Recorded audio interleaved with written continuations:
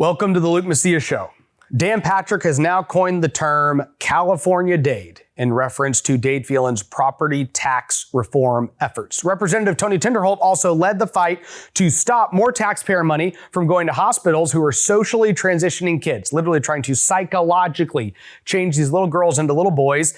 A bunch of Republicans stood with him. House leadership fought against him and then got caught in it. And Cody Harris in particular is the one we're going to talk about today. Let's get to the show.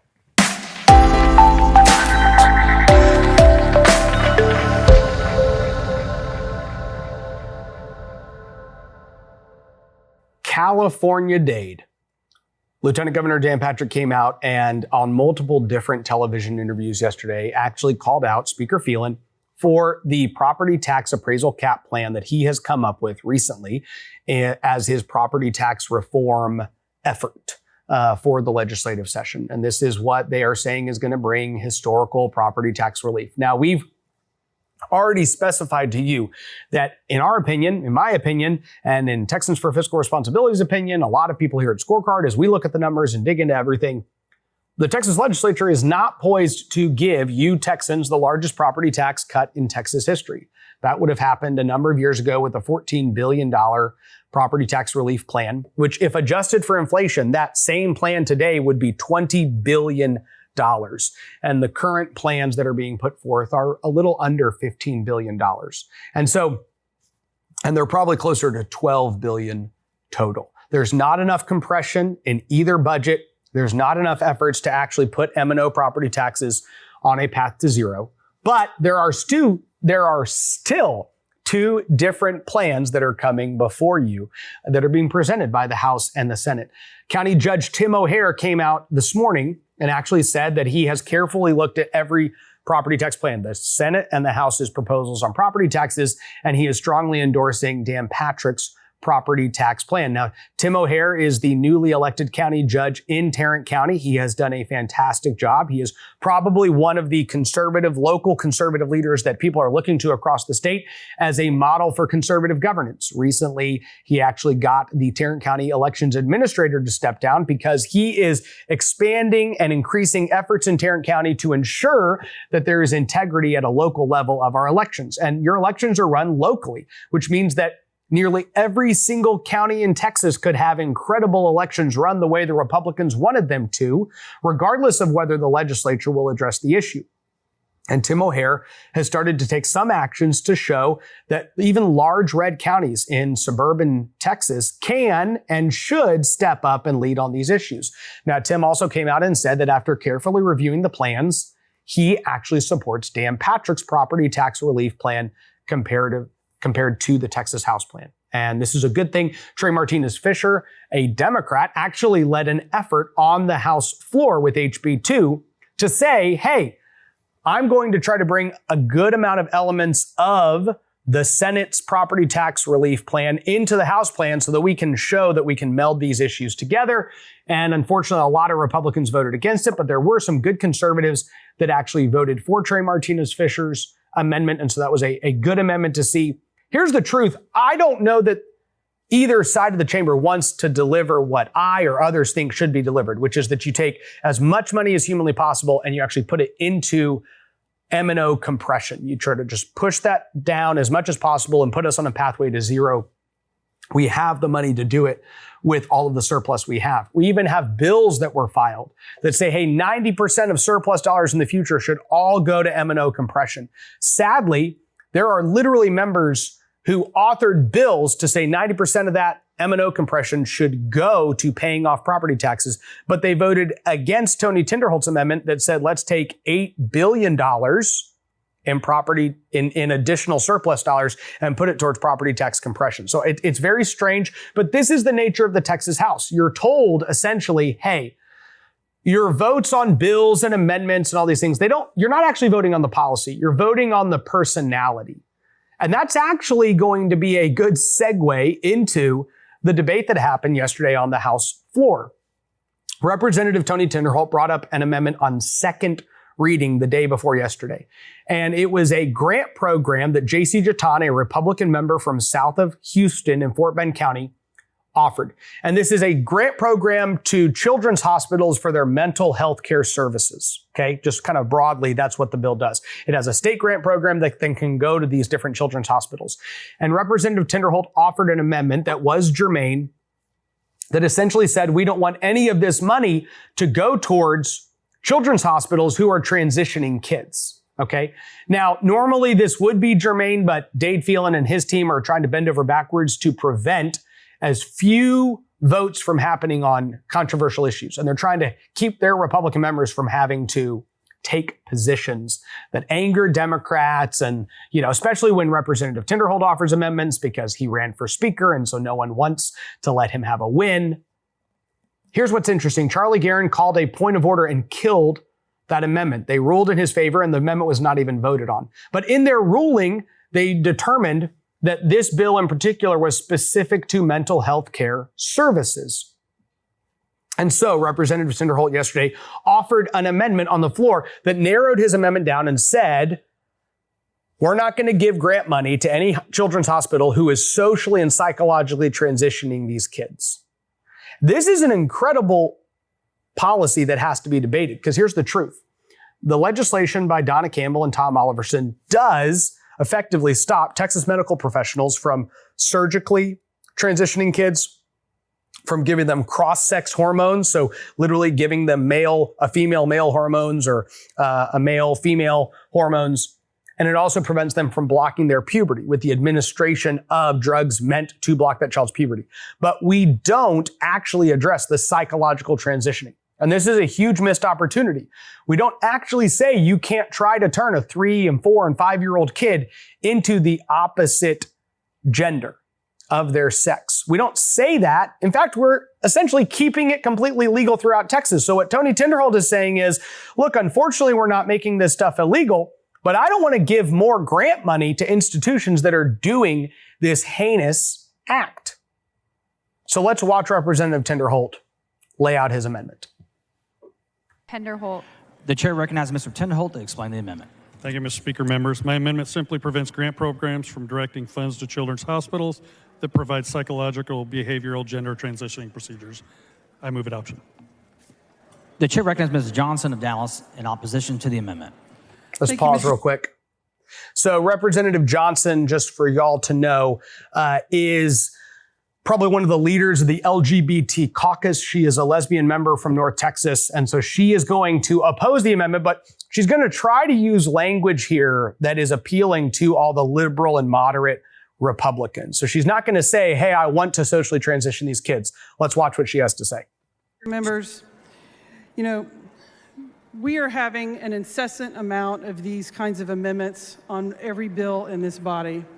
There are bills moving that we can have a thoughtful conversation about the role of mental health care and gender-affirming care. But this bill is not it. This bill is designed to provide capital improvements to children's hospitals for mental health care, and we need to put a stop to this, and I'm asking you to vote against this amendment. Thank you. The chair recognizes Mr. Tinderholt to close on the amendment. At this point, normally Representative Tinderholt would just close, but it looks like what you're about to see in a second is Representative Jatan, whose bill it is, and a lot of people let the bill author kind of decide if he gets to amend his bill. He's going to get up and share some very interesting words here. So let's see what he has to say. The chair recognizes Mr. Jatan in opposition to the amendment. Thank you, Mr. Speaker. I've spent the last 2 sessions on public health listening to hours and hours of testimony when it comes to gender modification of children. And there's no doubt in my mind that there is a need for a bill to fully address gender modification, gender-affirming care here in Texas. And I believe that there's a bill that is going to pass this House that addresses that issue. The bill that I'm bringing here today is strictly for children's hospitals to be able to get the funding so that when a child goes to an emergency room, either attempting to commit suicide, having suicidal ideation, or having some sort of extreme situation, that there are beds and there are services available for that child. That is what this bill does. It does not pertain to gender modification of any type. And so in my attempts to keep this bill that has been worked on by many stakeholders to preserve the hard work that was put into this bill, I'm asking you to vote no on this amendment. Let's stop. So, very interesting. There's a couple things to take away from Representative Jaton's remarks. First of all, he literally calls it gender affirming care, which is a lie. Okay, so we have a Republican member of the Texas House of Representatives calling this gender affirming care. He's literally referring to chopping off kids' body parts. He is referring to applying cross-sex hormones to them that will literally ruin their bodies. He is referring to telling a 4-year-old child, hey, little girl, you can actually be a little boy. Maybe you are since you like wearing pants. He is referring to all of that horrendous, horrific, disgusting action as gender affirming care. That is insane. There's another thing he says, which is that we have a bill that's going to address this. And the truth is, we don't have a bill that's going to address this, not what Representative Tinderholt's amendment does. The amendment of Representative Tinderholt says, hey, there's a bunch of psychological and social transitioning that's happening to these kids. That is bad. We should not incentivize that activity. In fact, we should do the opposite. Even if it's legal, we should say you as a child's hospital can't get grant money from the state of Texas if you're doing this to 3 and 4 and 5-year-old kids through your children's center. It's not okay. And if you're not doing it, here's the deal. We're going to put all that money into another hospital. We're going to let the hospital expand who has decided to not do that. And J.C. Jaton makes this cry to say, well, these kids aren't even going to have a hospital bed if they do something, if we don't pass this grant program. Are you kidding me? So this is just the typical action of the left and the establishment Republicans coming together to try to convince a uniparty coalition to be built to stop this amendment. Now, we're going to go to the actual vote that takes place, and I want to notate something that happens. So let's go there. Mr. Tinderholt sent an amendment. The amendment is not acceptable to the author. A record vote has been requested by Mr. Harris of Anderson. The clerk will ring the bell. Show Mr. Jaton voting nay. Ms. Johnson of Dallas voting nay. Have all members voted? There being 52 ayes and 90 nays, the amendment fails to adopt. Does any member speak for or against on the bill? The chair recognizes Mr. Jaton to close on the bill. Move passage. The question occurs on final passage. Mr. Harris of Anderson, what purpose? Mr. Speaker, move to have the remarks by Mr. Jaton reduced to writing and placed in the journal. Members heard the motions. Objection. The chair hears none. So ordered. The question occurs on final passage of HB 1898. So here's something I want to point out. And Cody Harris has given us a phenomenal model to use. So right before the vote takes place, Dade Phelan says, a record vote has been requested by Mr. Harris of Anderson. That's Cody Harris, state representative from Anderson County, East Texas. He's the chairman of the local and consent calendar. He's considered, let's say, one of the top 10 or 15 lieutenants of the speaker. So he's in the leadership circle. And he is requesting a record vote. And just so y'all understand how this works, if a Democrat requests a record vote, that essentially means this is a vote that Democrats think is good for them and bad for Republicans to take. And they want people to be on the record. If you hear Representative Tinderholt ask for a record vote, what that usually means is this is a conservative policy that's being put forward. And there, we don't know who's going to side which way, but the perspective by Representative Tinderholt is likely that, one, more people are going to vote with Republican voters if they know there's going to be a record of what happens. And this is a good policy that conservatives should support. But when you hear somebody aligned with leadership, and leadership will sometimes deputize other people. So sometimes, like during the budget vote and other stuff like that, leadership will go to members. Sometimes it's members of the leadership circle. Sometimes it's members of the Freedom Caucus or other stuff. And they'll say, hey, ask for a record vote on all this stuff. And so that's just like a big old debate day. You ask for a record vote. But other times, you'll hear leadership members themselves say, call for a record vote. And Cody Harris calls for one. And then he votes with Representative Jaton on this amendment. So it is him signaling to moderate establishment Republicans, hey, we are voting with Jaton and not with Tinderholt, and there's going to be a record of it.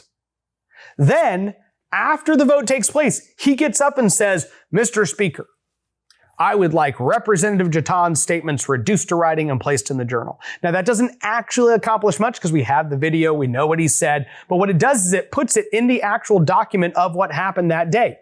And it's kind of a way of saying, I think that is significant.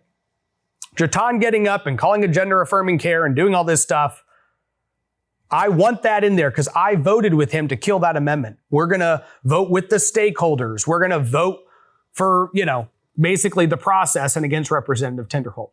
Here is the hilarious thing, though. Cody Harris, after doing that show, after saying, I want this on the record, after getting up and saying, I'm with JC Jatan, went in and changed his vote on the record to be with Representative Tinderholt. Imagine that. Here's the funny thing. I went and pulled up the journal, and Doc Anderson, Keith Bell, Brad Buckley, Giovanni Capriglione, Mano Diala, Tom Craddock, James Frank, Frederick Frazier, Cody Harris, Ken King, John Kemple, Stan Lambert, Janie Lopez, Candy Noble, Tom Oliverson, Glenn Rogers, Kronda Timish.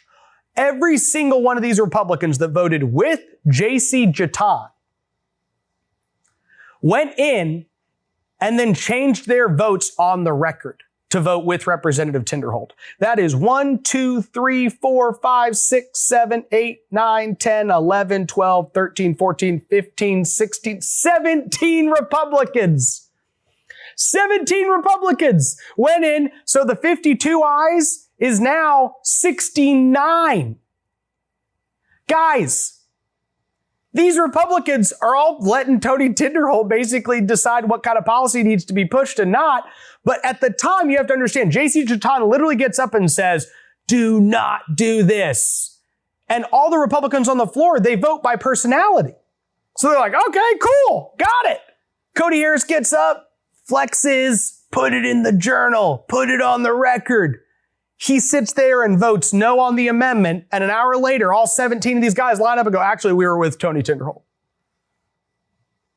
Hello, everybody. Thank you for joining us on this edition of The Headline. We are being invaded at our border. I don't need to tell someone from Texas that. You guys know that. Here are these men dressed up as women, but they're not dressed up too much. School choice has new momentum. We shouldn't be surprised at the lows to which the Biden administration sinks. There are somewhere between 20 and 30,000 illegal aliens a week entering our country. If you are a conservative Republican in the state of Texas, you are duty bound at this point. HEB backing down after supporting a drag show for kids. We're going to use Article 1, Section 10, Clause 3 to basically use state war powers. Thank you so much for joining. Have a great weekend.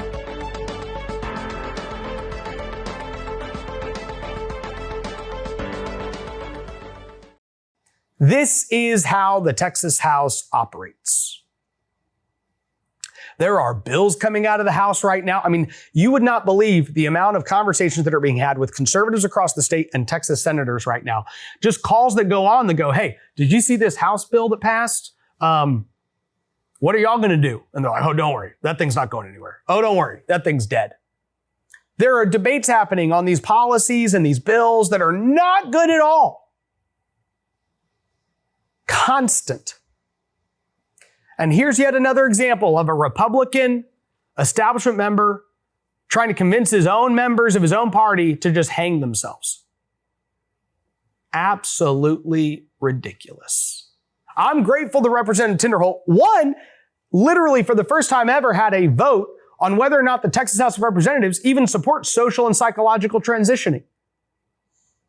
And by the way, we should be pushing policy that stops this type of transitioning with kids. Not just the medical procedures, not just the surgeries, but actually the social and psychological transitioning.